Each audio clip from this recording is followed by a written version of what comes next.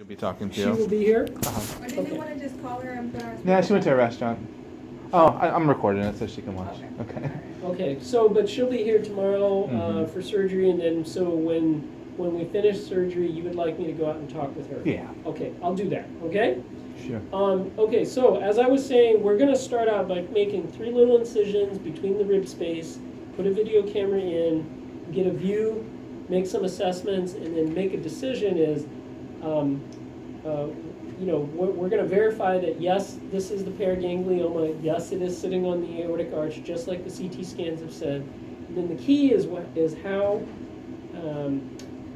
densely adherent the tumor mass is to the surrounding structures. Mm-hmm. And the more stuck it is, then that may cause me to quickly escalate the degree of invasiveness. And the reason for that is, one is to make sure we get a complete rim of normal tissue around the tumor, because we want to completely pull it out without leaving anything behind, Mhm. okay? And then two is, the more stuck it is, then the higher the chance that there actually could be a nerve injury to that vocal cord, to the recurrent laryngeal nerve, Mhm. okay? And it may even be that if things are completely wrapped around the nerve, then that's going to be an innocent bystander of having to be able to complete complete the cancer operation and sacrificing that nerve. It's Can really you see rare. the nerve? How big is the Yeah, nerve? we can see the nerve. It's like a thin little. Piece of spaghetti, maybe? Yeah, it's a piece Interesting. of spaghetti. Exactly. It's a thin white piece of spaghetti. It's like a string, thicker than that, but that's what it is. And yes, we can see it. Mhm. And usually, actually, the rule for the recurrent laryngeal nerve is if you can see it, you've gone too far, because you've exposed enough structures around it to get to it. Okay, it's usually buried underneath the curvature of the aorta in what we call the aortic arch, and it looks like a candy cane. Okay, so So will you know after the surgery if you had to cut it or not? Will you be able yes, to you tell? will know, because your Okay. voice will sound wispy like this. Well, because can that be from the tube too? So, but It can you'll, be, you'll but be able we'll to know. tell. Okay. Yeah, we'll know, You'll be able to because tell it me. won't. Usually, if your voice is hoarse or dry or raspy, and it is from the tube, it gets better within like a day. Yeah. If it's a vocal cord problem, it usually doesn't get better while you're in the hospital, and so we will know right away. Okay. But will you know like right after surgery, or we need me to wait Well, a day? no, if we have to do something, like if it's complicated and the tumor is in or wrapped around the nerve, Mhm. then I'll know, Then you'll know. Okay. because at that point we would have been required to do something more intensive to get it out. Okay. So I will have a relatively low threshold to actually convert the 3 little incisions to a thoracotomy incision, where we actually make a big incision under your armpit, and then we spread your rib cage open so that we're actually looking in and putting our hands in and doing some other manipulation. Okay. And sometimes we may need to do that to be able to do everything in a gentle fashion to save the nerve and complete the cancer operation. So the big payment up front is that you end up with a giant ugly incision that. Yeah. But if it's in exchange for a perfect voice, I think Take you it. would take that. Totally. Yeah. And we're actually prepared to do that rather than sacrifice your voice. Okay. I've had it for other people have said, hey, I don't care about the nerve. Don't carve me up. I want to look good. I don't care. Yeah, everybody's different, Yeah. right? But so that's kind of the general plan, and hopefully there's no other surprises. We don't have any evidence that this thing is spread anywhere else, and that basically there is one tumor that is sitting in the left chest. And I think the easiest way is to get there through the left chest as opposed through the midline. So the planned procedure will be a bronchoscopy, a video-assisted procedure on the left side, possible thoracotomy. Our primary goal is to excise tumor. There's a very, very small chance we would do like a possible sternotomy. Okay, something crazy. You gotta always plan out 8 steps ahead. Just in case. Yeah, just in case. And the more extensively we plan out, usually it much better it is for you. Okay? It's when we don't plan that things get really ugly. There's a small chance that you might need blood transfusions while you're in the hospital, so you'll sign 2 consent forms today. One is for the blood consent, and then the other is for the surgical consent. Other than injury to your nerve, you know, chances we poke into the aorta or some other critical vessel to cause massive bleeding is low, but that's on the table. You could injure the lung inadvertently, causing an air leak, and when you wake up, you're going to have a chest tube in your left chest for a couple days. That's it, only if I have an air leak, or that's going to be No, either that's way? regardless, because after any type of surgery we do inside your left chest, there's going to be a bunch of buildup of fluid from all the healing and inflammation, and we want that to drain out the tube. Okay. The other thing is where this thing is sitting, there are lymph nodes and lymphatic channels that sit around this aortic arch, and you may have something called a lymphatic or a chyle leak, and your better half can explain to you what that is, but that's involved with fluid that is contained within the lymphatic system and the lymph nodes. Mm-hmm. And where this thing is, there's a bunch of those nodes that can actually get hurt and can leak out. That's also low probability. I honestly actually worry most about the recurrent nerve. That's really what I'm worried about. Well, one other nerve that we didn't talk too much about is the phrenic nerve. So there's 2 really important nerves in this area, 3 actually, but one of them won't affect you. It's called the vagus nerve, and that controls your esophagus. That one is silent. The recurrent nerve messes up your vocal cords, so that one you'll know.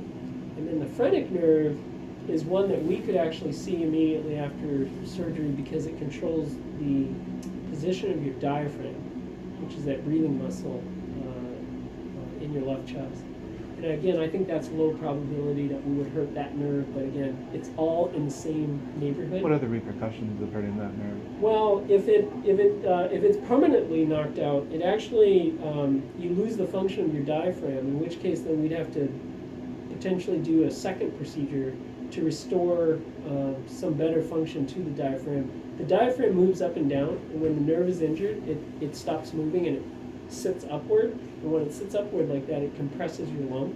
And then some people, when you're running or doing exercise, you'll feel short of breath. Oh, I'll never run. I'm just kidding. Well, we No worries encourage there. you to. I know. You should get I'll some walk. exercise. Yeah, I'm not much of a runner. Since I tore my ACL, I haven't really run much. Okay. Well, walking is good. Okay.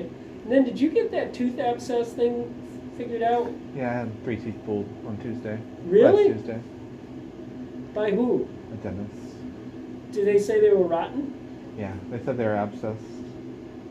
Or that they were seeing small abscesses in there or something on the x-rays. Okay. I told him, he said he had bad dentition. I said, go see a dentist to make sure that, tooth abscesses sometimes can complicate. They won't put in the epidural because they can get systemic seeding. All right. So I was kind of, and she looked at them and said they looked okay, and I didn't think I had any infection anymore, but Okay. to me it seems like something that might need to be checked out just to make sure. Yeah, we have dentists here too, and I could have somebody come by and see you, but okay, I'm glad you took care of your teeth.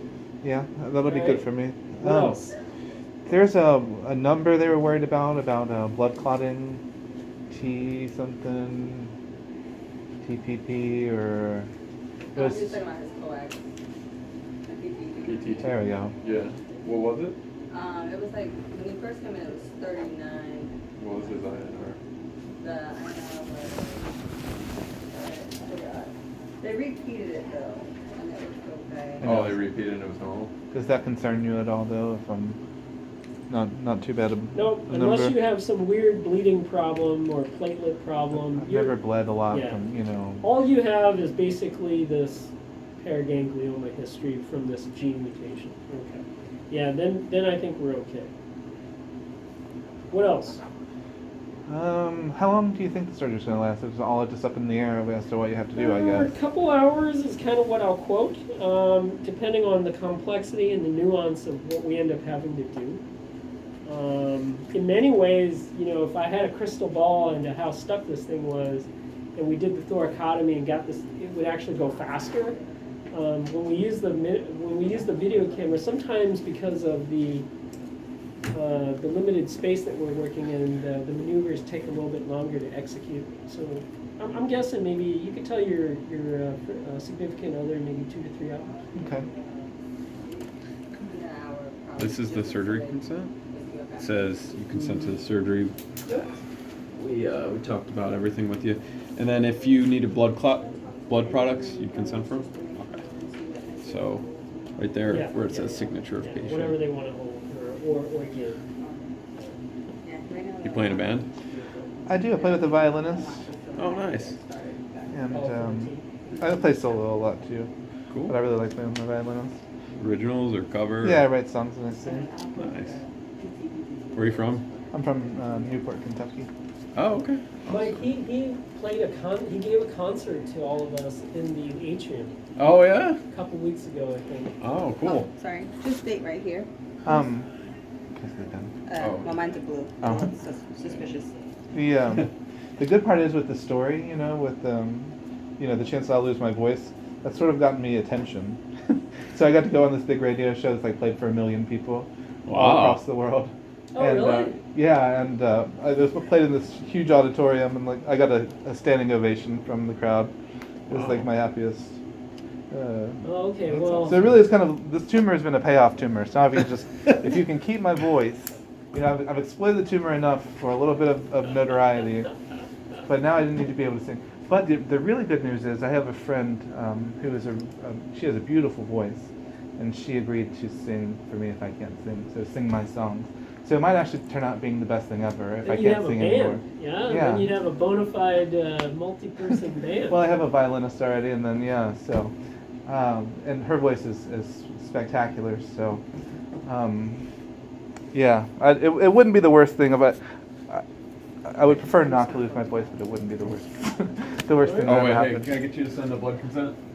Oh, Oh, miss?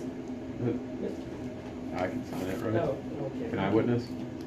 Yeah, I guess so. Yeah. Sean, she's really sweet. All right, we'll see you tomorrow. Take it easy. I can. Don't put anything in your mouth after about midnight, okay? Okay, So get some sleep, plenty of rest. I'll come out and talk to your family tomorrow. sounds All right, good. we'll see you later. All right. Nice See to you meet tomorrow. nice to meet you. See you later.